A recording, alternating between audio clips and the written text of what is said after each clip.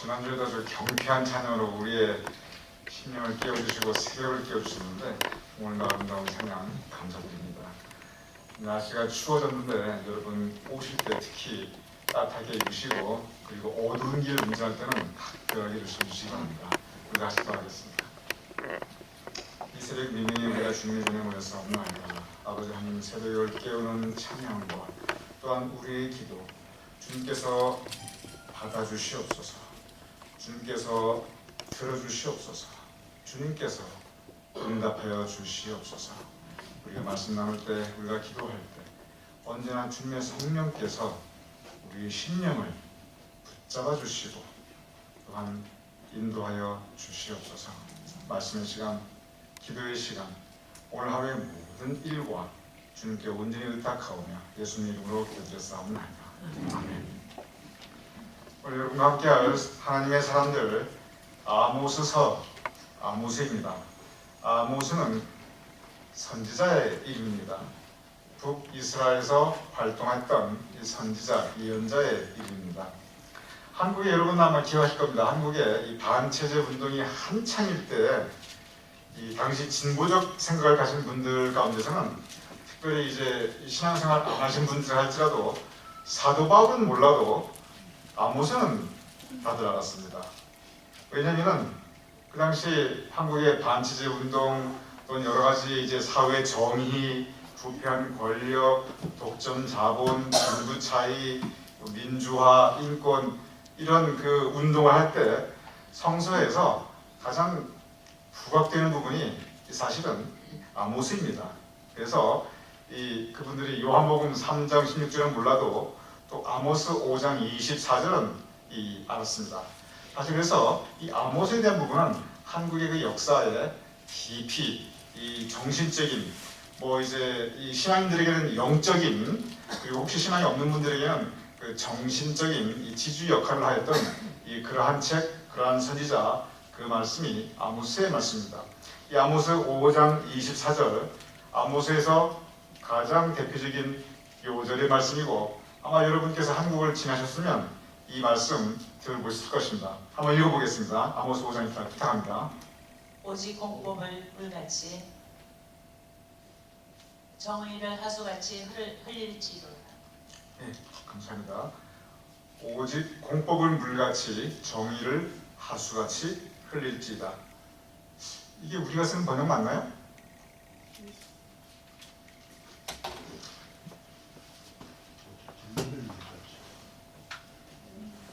예, 상관없습니다. 이 아모스에서 그 정의를, 공법을 그리고 이 사회 많은 사람들이 바르게 살 수 있는 그 길을 이야기했던 것이 아모스 5장 24절. 잠깐 시대 배경을 말씀드리면 그 당시는 부유했습니다. 그런데 이 부유했다는 그 자체는 별로 잘못된 것이 아닙니다.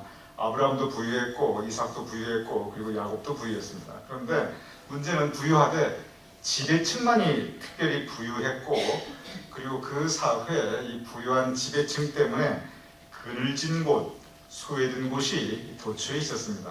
가난한 사람들이 있었고 그리고 착취당하는 사람들이 있었고 이 권력자가 있었지만 올바르게 권력을 사용하면 좋은데 그런데 이 권력을 남용해서 이 힘없는 사람들을 너무 못 살게 하였습니다.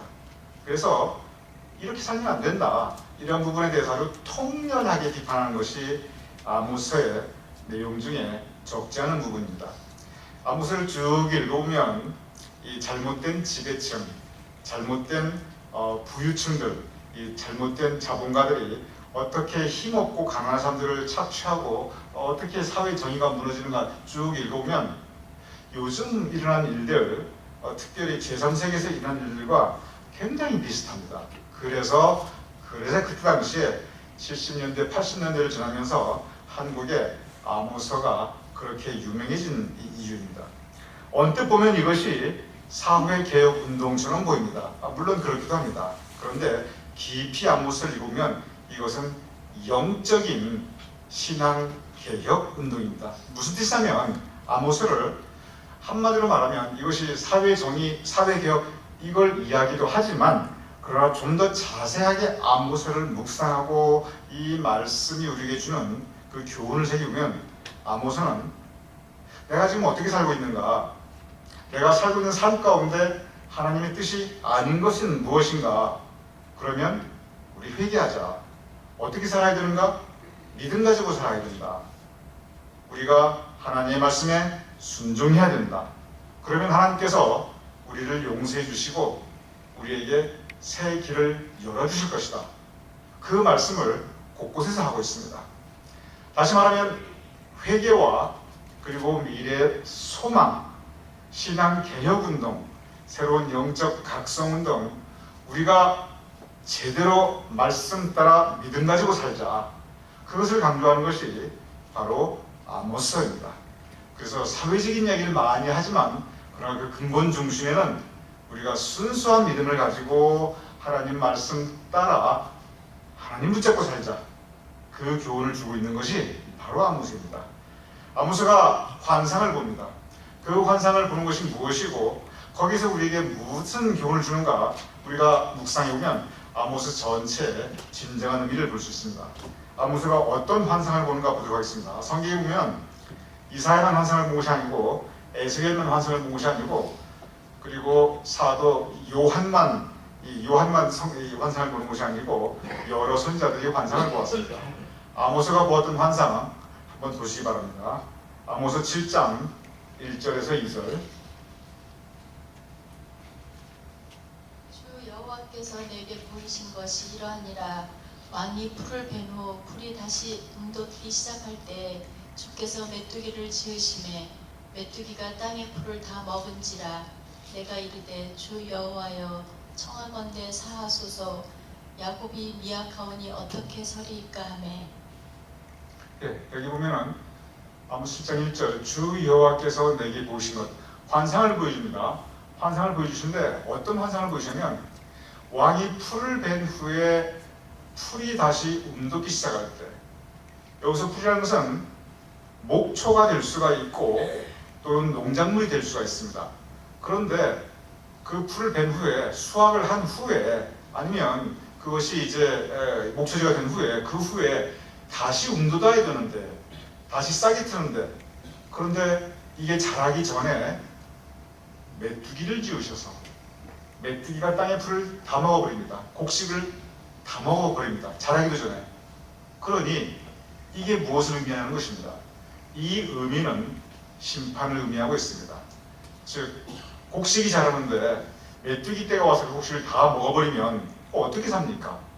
아주 궁핍한 삶, 굶어 죽게 생긴 그러한 삶입니다. 그러니 이 말씀은 이 아모스가 본 이 환상은 너희 앞에 심판이 있을 것이다. 징벌이 있을 것이다. 가난이 있을 것이다. 굶주림이 있을 것이다. 그 징벌에 대한 이 예언을 해주시는 겁니다. 환상으로. 메뚜기가 다 먹어버리니까. 그런데 이제 보면 메뚜기가 땅의 풀을 다 먹어버립니다. 그래서 아모스가 하나님 앞에 간구를 합니다. 이렇게 하시면 야곱 이스라엘입니다. 이스라엘 백성이 미약하오니 어떻게 서리까? 어떻게 먹고 살겠습니까? 어떻게 삽니까? 이렇게 심판하시고 징벌하시고 벌을 내주시면 우리가 어떻게 하나님 앞에 설 수 있겠습니까? 아모스가 간구하고 기도합니다. 그러니까 하나님이 어떻게 하시냐면 하나님이 어떻게 하신가 보도록 하겠습니다. 7장 3절입니다. 여호와께서 이에 대하여 뜻을 돌이키셨으므로 이것이 이루어지지 아니하리라. 여호와께서 말씀하셨느니라. 여기 보면 이에 대해서 뜻을 돌이키십니다. 아모스가 간구합니다. 회개하는 마음으로 간구합니다. 그러니 뜻을 돌이키셔서 이 말 심판을 징벌을 돌이켜 주셔서 이루어지지 않게 하십니다.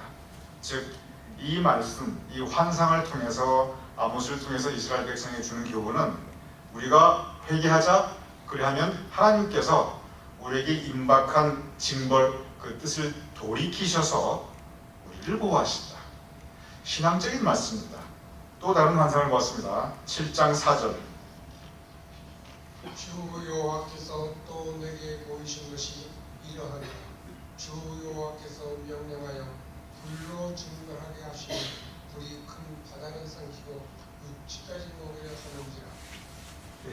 여기 보면은 이제 또 징벌하는 환상입니다. 불이 큰 바다를 삼키고 하늘로부터 큰 불이 큰 바다를 삼키고 육지까지 먹으려 하는지라. 그러니 온 세상이 불바다가 되니까 어떻게 살 수가 있겠습니까? 지금 이렇게 살고 있으니 저 지배층, 이게 지배층을 위해서 향해서 하는 얘기입니다. 그렇게 이 가난한 사람들, 힘없는 사람들, 소외된 사람들 이렇게 함부로 착취하고 약탈하고 그러면서 혼자 이 권력 가지고 혼자 부자 되고 이러니 올바르지 못하게 살고 있으니, 물론 이것은 현실적으로 올바르지 못한 것도 포함됩니다.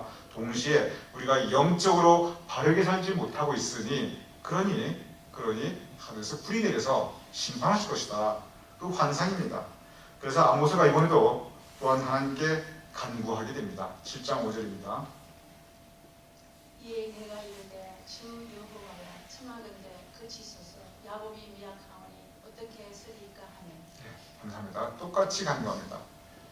야곱이 미약합니다. 영적으로도 약하고 그렇게 버리시면 우리 어떻게 살 수 있습니까? 그러니까 하나님께서 다시 뜻을 돌이키십니다. 7장 6절.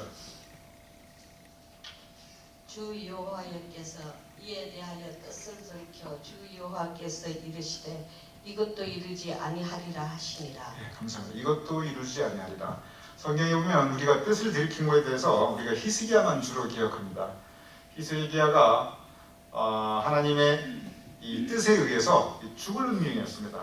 그런데 간절히 기도하니까 하나님께서 그의 뜻을 돌이키십니다. 그래서 살려주십니다. 뜻을 돌이키는 장면이 여기저기 많이 나옵니다. 아모스에서도 마찬가지입니다. 아모스가 간구합니다. 하나님께서 뜻을 돌이키십니다. 회개하면 우리에게 하나님께서 그 용서의 사랑을 베풀어 줘서 보호해 주신다는 말씀입니다. 아모스를 읽으면 우리가 대체적으로 엄청난 징벌과 심판과 비판과 이런 것을 우리가 익숙해 있습니다. 물론 그 부분이 많이 있습니다. 아모스의 진정한 메시지는 사실은 소망과 축복의 말씀입니다. 왜냐하면 심판과 징벌과 비판들이 있는데 그 근본적인 이유는 뭐냐면 이렇게 살면 안 된다. 우리 회개하자. 지금이라도 하나님 앞에 돌아가자. 영적 각성운동입니다. 그래서 우리가 지금이라도 회개하고 하나님께 돌아가면 하나님께서 우리를 지켜주실 것이다. 하나님께서 우리를 보호해 주실 것이다. 복 내려주실 것이다. 그 소망과 축복의 말씀이 아모스의 가장 중요한 결론 부분입니다.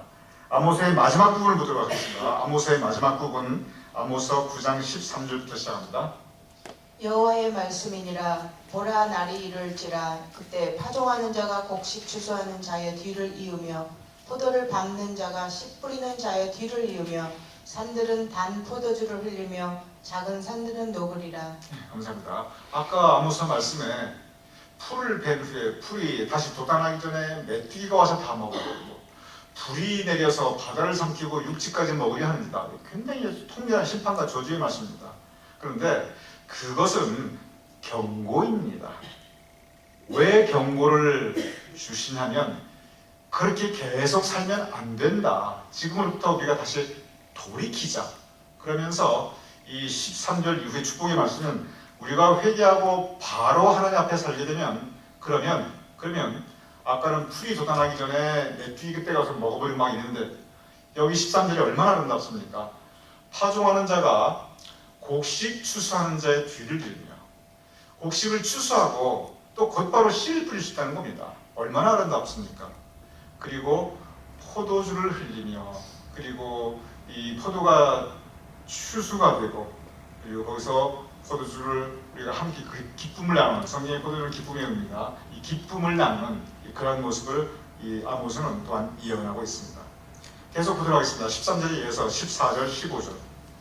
내가 내 백성 이스라엘이 사로잡힌 것을 돌이키리니 그들이 황폐한 성읍을 건축하며 포도들을 가꾸고 그 포도주를 마시며 가운들을 만들고 그 열매를 먹으리라. 내가 그들의 땅에 심으리니 그들이 내가 준 땅에서 다시 뽑히지 아니하리라. 내 하나님 여호와의 말씀입니다. 감사합니다. 14절에 보면 내 백성 이스라엘이 사로잡힌 것을 돌이키리니 임박한 징벌과 심판이 있다 할지라도 그러나 내 뜻을 돌이키리니 그들이 황폐한 성, 무너져 내린 성읍을 다시 건축하고 다시 포도원을 가꾸고 그 포도주를 마시며 과수원을 만들고 그 열매를 먹으리라. 참으로 아름다운 미래 소망 그리고 축복의 말씀입니다.